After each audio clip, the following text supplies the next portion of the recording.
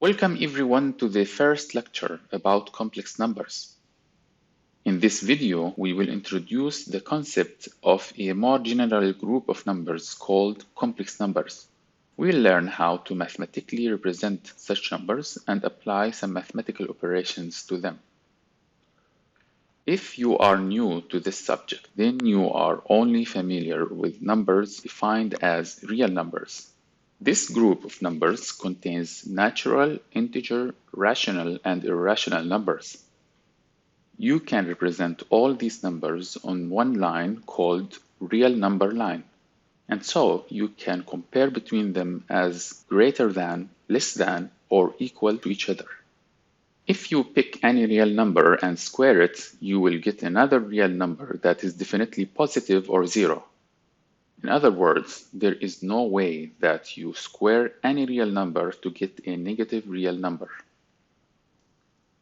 We won't give up though.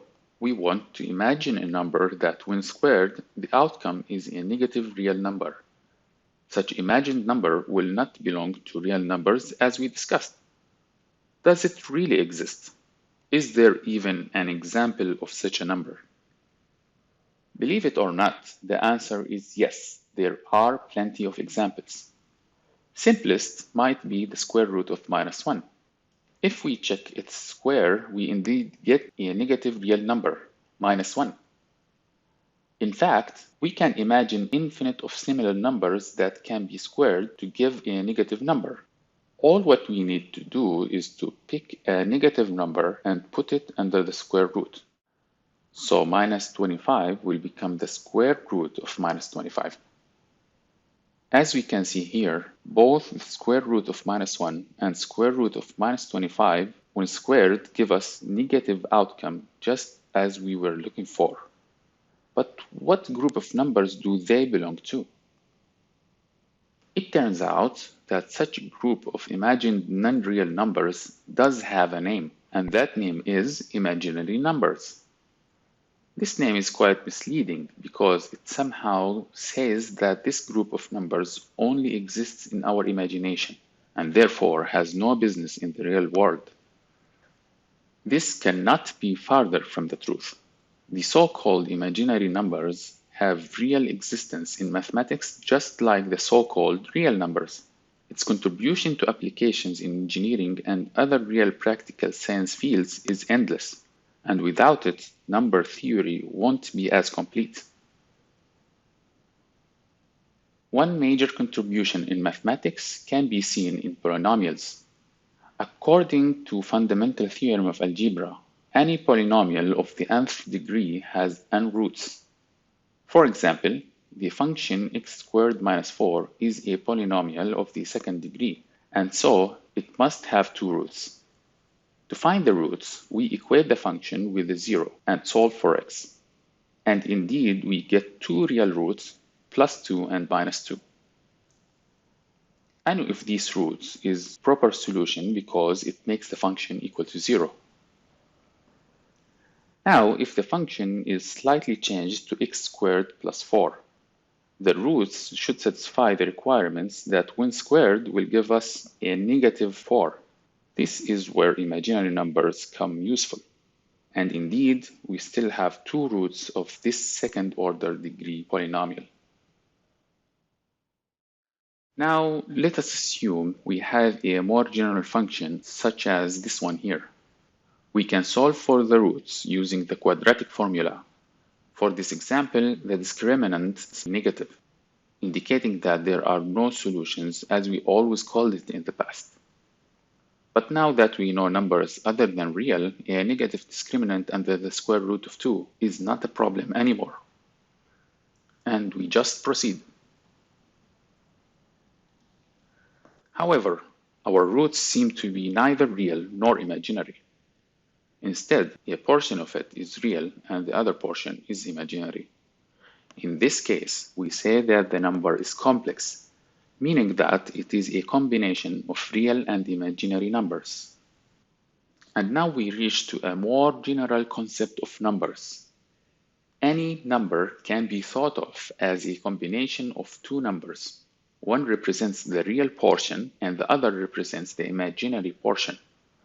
This combination is called the complex number, and it is the general group of numbers that includes all numbers we learned. For example, real numbers are in fact just a special case of complex numbers that have zero imaginary part. And imaginary numbers are just a special case of complex numbers with zero real parts. Note that imaginary number can always be reduced to a real number times the square root of -1. As a mathematical notation, a complex number can be written as z equals a plus b times the square root of -1, where both a and b belong to the real numbers. But b here is multiplied by the square root of -1 to produce the imaginary portion, while a remains as it is, producing the real portion. Therefore, a is called the real part, and b is called the imaginary part. And the square root of -1 is called the unit imaginary number, and it's often denoted as I in math books and J in engineering books. For the purpose of this series of lectures, we will use J as the notation for the unit imaginary number. With this, the complex number z can be written as real part of z plus imaginary part of z times j, or z equals a plus b times j, which is conventionally written as a plus jb, with the letter j written before the imaginary part. Let's illustrate with an example. A complex number z equals 3 plus the square root of -9 has a real part of 3 and imaginary part of the square root of 9, and the square root of -1 besides the imaginary part becomes j. Therefore, z can be rewritten as 3 plus j3. Same applies for any example. Just make sure to separate square root of -1 from the rest of the imaginary number. Let's get used to the notation through some simple arithmetics involving the imaginary number j. The letter j by itself indicates that there is number 1 beside it. When j is squared, it means that square root of -1 is multiplied by the square root of -1, which gives us -1, a negative real number. When multiplied by j again, we get -1 times j, which is minus j, and so j cubed equals -j. Multiplying by j one more time gives us -1 times -1 equals 1, which means that j to the power 4 equals 1. This now acts as a reset point, because anything multiplied after that is multiplied by 1, as if j to the power 4 does not exist. For example, j to the power 5 contains j to the power 4, which is 1, and an extra j, so the answer will be just that extra j. And the sequence keeps repeating itself, j minus 1 minus j 1, j minus 1 minus j 1, and so on.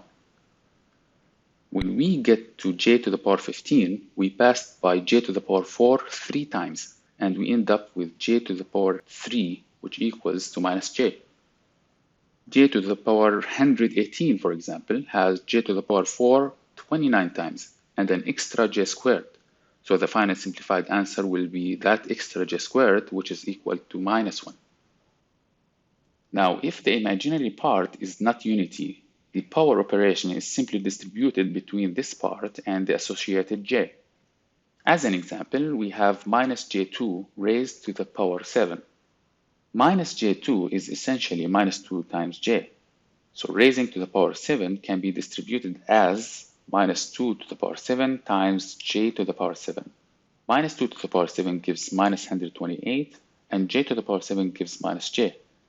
Multiplied together gives us a final answer of j 128.